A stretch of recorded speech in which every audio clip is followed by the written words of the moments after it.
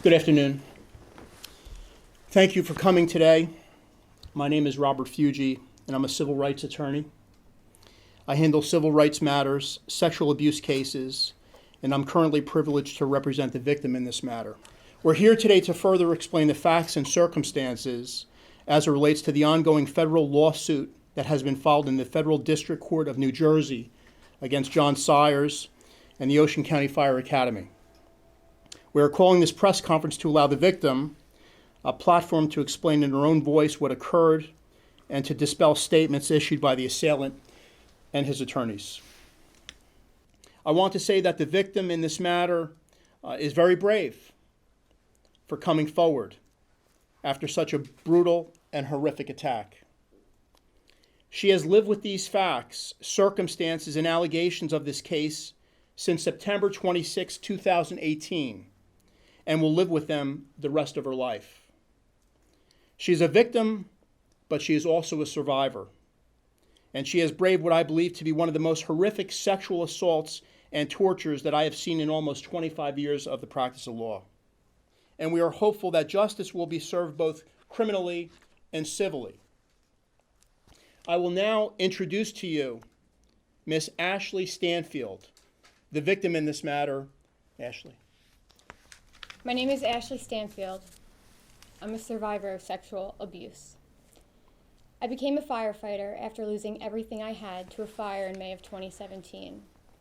As my second-story condo became engulfed in flames in the middle of the night, I was forced to escape from the back window as flames raged through my living room and advanced toward my bedroom. As the room filled with black, toxic smoke, I knew that it was only moments until the fire would reach where I was laying down to sleep. I was fortunate to make it out in time without being injured. I decided to channel that experience into something positive. I wanted to become a firefighter, knowing that I could be a person to help others faced with similar situations. I never knew that it would lead me to meet John Sayers, a person more dangerous than any fire I would fight. There are certain events in life so traumatic that a person can never truly understand the magnitude until it happens to them.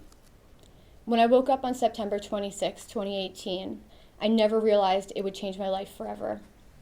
On that day, I agreed to visit my fire academy instructor, John Sayers, at his new home.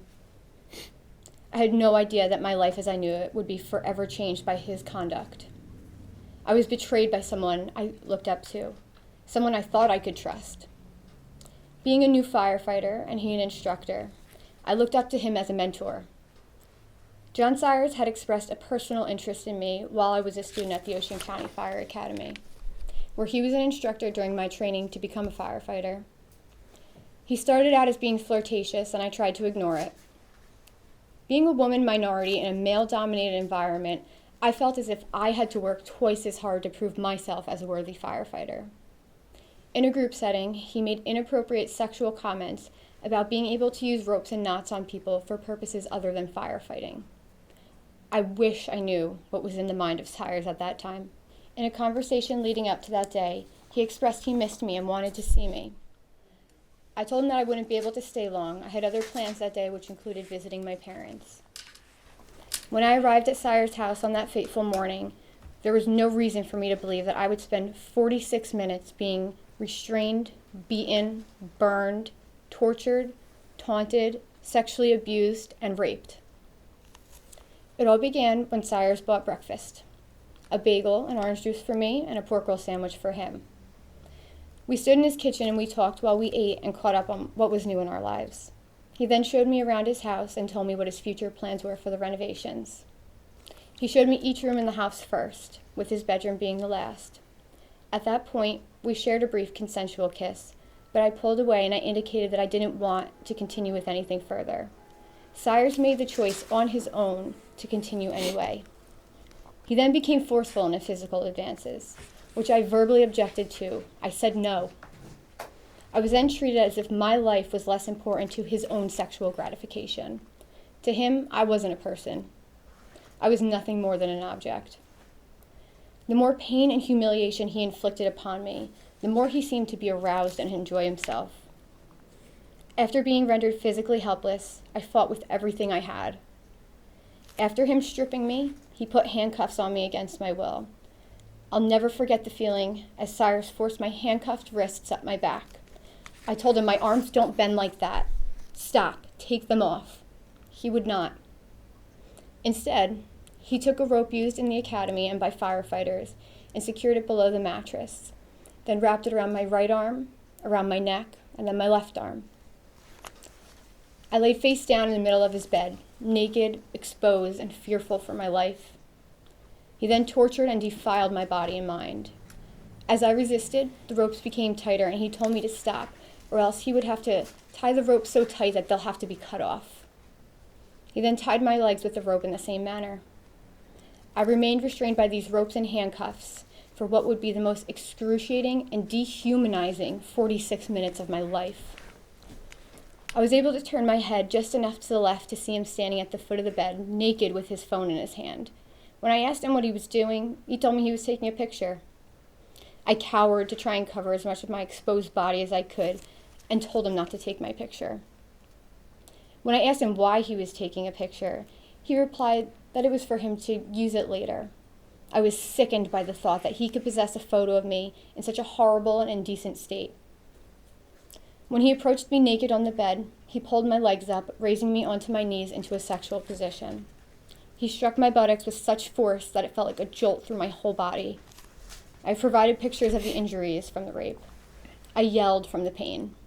His response was, "I missed. I guess I'll have to try that again." So he struck me again, leaving his handprint marked into my buttocks. Cyrus then proceeded to rape and assault me in so many ways, vaginally, orally, and anally. His actions seemed so calculated and thought out. The way he was able to so efficiently restrain me and sexually assault me led me to believe that he had planned this. He told me, "This is your punishment for making me wait." This also supported my suspicion that this was premeditated.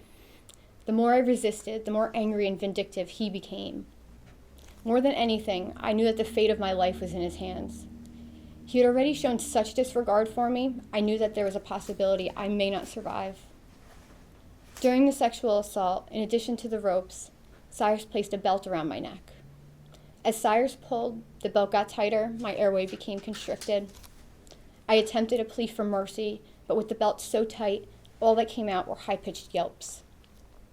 At that point, I accepted the fate that I was going to die, a feeling so sinister that it's indescribable.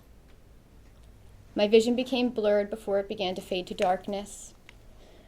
The room went quiet as I lost my ability to hear, and I became unconscious. My last thought was that I was never going to wake up. I just cried as I accepted my fate. I don't know how long I was unconscious for or what was done to me during that time. When I began to wake up, Cyrus came from behind me and positioned himself beside me. As he grabbed me by my hair, he jerked my head back and forced his penis into my mouth. He then slapped me across the face. I almost thought that not waking up would have been better. My eyes were left bloodshot from the multiple times he slapped me in the face during the encounter. I asked him why he would do this to me and want me to pass out.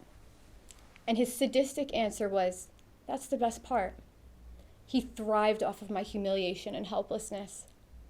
Oddly, during the sexual assault, he was aroused by insisting that I address him as instructor. When I didn't comply, he hit me more. Then he poured a hot substance on my back. I squirmed to try and get whatever it was off of me. He told me it would get better. And he continued to pour more of the hot substance on my back. As he watched me suffer from the burning, he taunted me by saying, "You're a firefighter. You can't handle a little heat?" He also admitted to this action in a recorded phone call by the authorities.